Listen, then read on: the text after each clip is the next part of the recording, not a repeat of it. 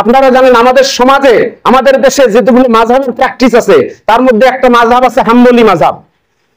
ইমাম আহমদ ইবনে হাম্বল, ইমাম আহমদ ইবনে হাম্বল তিনি এমন একজন তিনি মানে হাদিস বিশারদ, যিনি একক স্বতন্ত্র হাদিস কিতাব হিসেবে মুসনাদ আহমদের ভিতরে 40,000 হাদিস তিনি সন্নিবেশিত করেছেন। সুবহানাল্লাহ। এই মুসনাদ আহমদ এবং আহমদ ইবনে হাম্বল জীবনের পরন্ত বেলায় এসে তিনি হাদিস সংগ্রহের জন্য গ্রাম থেকে শহর, শহর থেকে গ্রাম চষে বেরিয়েছেন। বুড়া বয়সে শহর থেকে গ্রাম, গ্রাম থেকে শহর চষে বেরিয়েছেন। এইরকম ভাবে তিনি একদিন এক শীতের রাত্রিতে, ওই আপনারা তাবলিগ জামাতের ভাইয়েরা দেখেন না গাড়ি নিয়ে কিভাবে কাঁধে নিয়ে চলে যায়, এরকম বয়স্ক মানুষ, বয়োবৃদ্ধ মানুষ জীবনের পরন্ত বেলায় এসে হাদিস সংগ্রহ করার জন্য এরকম একটা গাড়ি কাঁধে নিয়ে তিনি চলে যাচ্ছেন। এরকম রাত্রিবেলা কনকনে শীত, সাথে হিমেল হাওয়া, রাত্রিবেলা একটা মসজিদে, এরকম একটা মসজিদে তিনি সলাতুল ইশার নামাজ আদায় করছেন। সলাতুল ইশার নামাজ আদায় করার পরে মসজিদে তিনি তার রাত্রি বিছাইছেন, ওখানে একটু রাত্রি যাপন করবেন। এমন সময় এই যে মসজিদের খাদেম এসে বলতেছে যে আপনাকে এখানে থাকা যাবে না, আমাদের মসজিদে এভাবে থাকার কোনো নিয়ম নাই। সে তো চেনে না ইনি কে, বুড়া মানুষ, বলছে এখানে থাকা যাবে না। না বাবাজি, আমাকে একটু থাকতে দাও, আমি বয়োবৃদ্ধ মানুষ, আমি অতিথি মানুষ, আমি মানে মেহমান কি মুসাফির, আমি মুসাফির মানুষ, আমি কোথায় যাব, এখানে কেউ আমার চেনা জানা নাই, আমি বয়োবৃদ্ধ মানুষ, কোথায় যাবো, আমাকে শুধু রাতটা থাকতে দাও, আমি ফজরেরও মুসল্লি, এখানে আমি ফজরের নামাজটা পড়ে তারপরে বের হয়ে যাব। তারপরেও মসজিদের খাদেম তাকে থাকতে দিল না। শেষ পর্যন্ত বললেন, আপনি যদি বের হয়ে না যান স্বেচ্ছায়, তাহলে আপনাকে গাট্টি শব্দে আপনাকে বের করে, ধাক্কা দিয়ে বের করে দিতে আমি বাধ্য হব।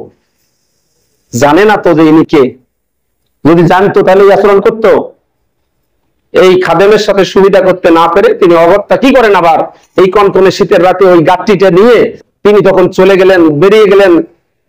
হাঁটতেছেন, হাঁটতে হাঁটতে হাঁটতে হাঁটতে দেখে ছোট্ট একটা বাজার, সেখানে একজন খাব্বাজ মানে যিনি রুটি বানান আর বিক্রি করেন, এরকম একটা খাব্বাজকে দেখলেন যে রুটি বানাচ্ছে, আবার রুটি ভাজতেছে, বিক্রি করতেছে। সেখানে চুলার মধ্যে, উনুনের মধ্যে, সেখানে গিয়ে বলতেছে, বাবাজি আমি বড় মুসাফির, আমি মুসাফির মানুষ, আমি বয়োবৃদ্ধ মানুষ, আমি এই কনকনে শীতের রাতে আমার থাকার কোনো জায়গা নাই, তুমি তো এখানে রুটি বানাচ্ছ, বিক্রি করতেছো, তোমার চুলার পাশে বসে যদি আমি রাতটা কেটে দেই তোমার কি খুব অসুবিধা হবে? জাস্ট তোমার চুলের পাশে আমি একটু বসবো, খালি একটু রাতটা কেটে দেবো বসে থেকে, তোমার কি অসুবিধা হবে? ওই খাব্বাস রুটি বিক্রেতা বলছে, না না বাবাজি, আপনি বলেন কি, আপনি আমার চুলের পাশে বসে থাকবেন, এটা আমার কি সমস্যা হবে? কোনো সমস্যা নেই, আপনি বসেন। এবার ইমাম আহমদ ইবনে হাম্বল ওই খাব্বাস রুটি বিক্রেতার পাশে বসে আছেন আর লক্ষ্য করতেছেন ওই রুটি বিক্রেতা সে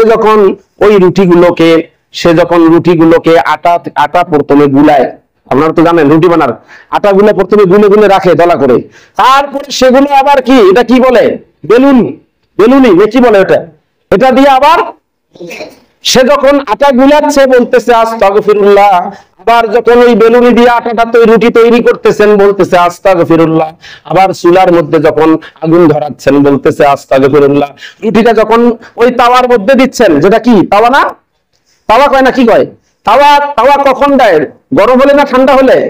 গরম হওয়ার পরে যখন রুটির তাওয়ার মধ্যে দিচ্ছেন বলতেছে আস্তাগফিরুল্লাহ, রুটি উল্টে দিচ্ছে বলতে আস্তাগফিরুল্লাহ, আবার যখন রুটি নামাচ্ছেন বলতেছে আস্তাগফিরুল্লাহ, কাস্টমার আলে তাকে রুটি দেওয়ার সময় বলতেছে আস্তাগফিরুল্লাহ, আবার যখন কাস্টমার তাকে টাকা দিচ্ছে, ক্যাশে টাকা নেওয়ার সময় বলতেছে আস্তাগফিরুল্লাহ, আবার ক্যাশ বক্সে রাখার সময় বলতেছে আস্তাগফিরুল্লাহ।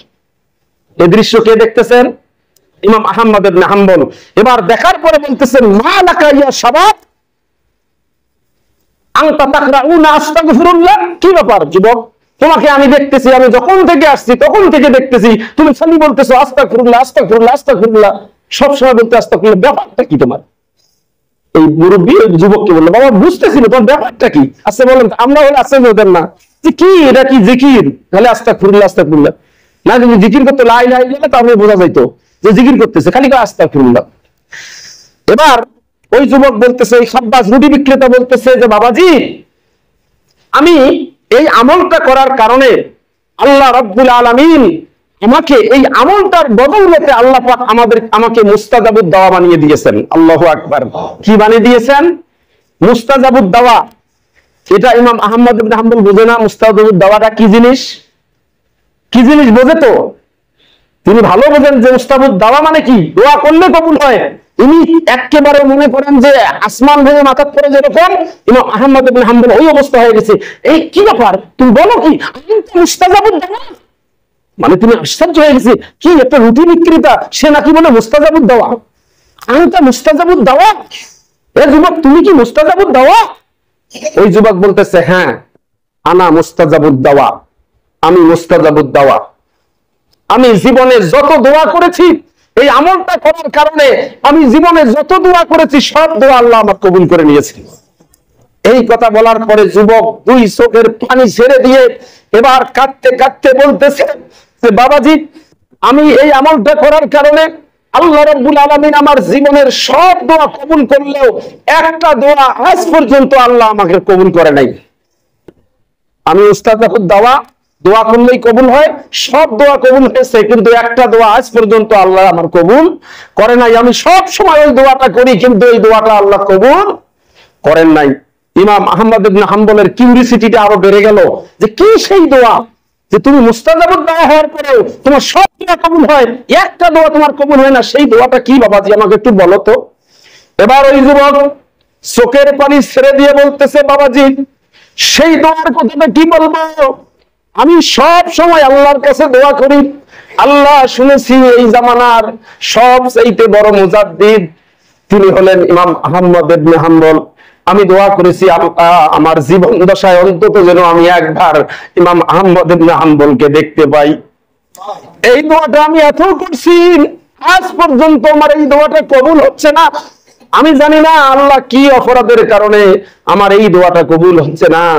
এই কথাটা যখন শুনেছে ইমাম আহমদ ইবনে হাম্বল, তিনি আর নিজেকে কন্ট্রোল করতে পারে নাই, বলতেছে যুবক, ইমাম আহমদ ইবনে হাম্বলের দেখা করার জন্য ইমাম আহমদ ইবনে হাম্বলের দরবারে তোমাকে যাওয়া লাগবে না। ইমাম আহমদ ইবনে হাম্বল নিজেই তোমার কাছে ছুটে চলে এসেছে। আমার আহমদ ইবনে হাম্বল, তিনি হলেন ইমাম আহমদ ইবনে হাম্বল।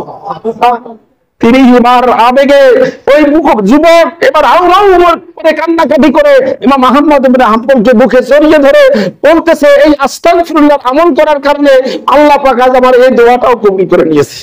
আল্লাহু আকবার। তাহলে এই আস্তাগফিরুল্লাহর আমল, এই আমলটা এই পাঁচটা ফজিলতের মধ্যে একটা হলো মুস্তাজাবুদ দাওয়া। আমরা সব সময় আমরা অবসরে গাড়ির জন্য অপেক্ষা করতেছি, বাড়িতে রান্না হচ্ছে, খাওয়া একটু দেরি হবে, অপেক্ষা করতেছি, সব সময় আমরা কি বলবো? আস্তাগফিরুল্লাহ। সূরা নসরে আল্লাহ পাক এই জন্য বলছে বিজয় হওয়ার পরে আমরা অন্য কোনো উৎসব করব না। ফাসাব্বিহ বিহামদি রাব্বিকা ওয়াস্তাগফির। ও নবী বিজয় হয়েছে, আপনি কি করেন? বেশি বেশি আল্লাহর গুণ কীর্তন করেন আর ইস্তিগফার করেন। আমরা বেশি বেশি ইস্তিগফারের এই আমলটা করব।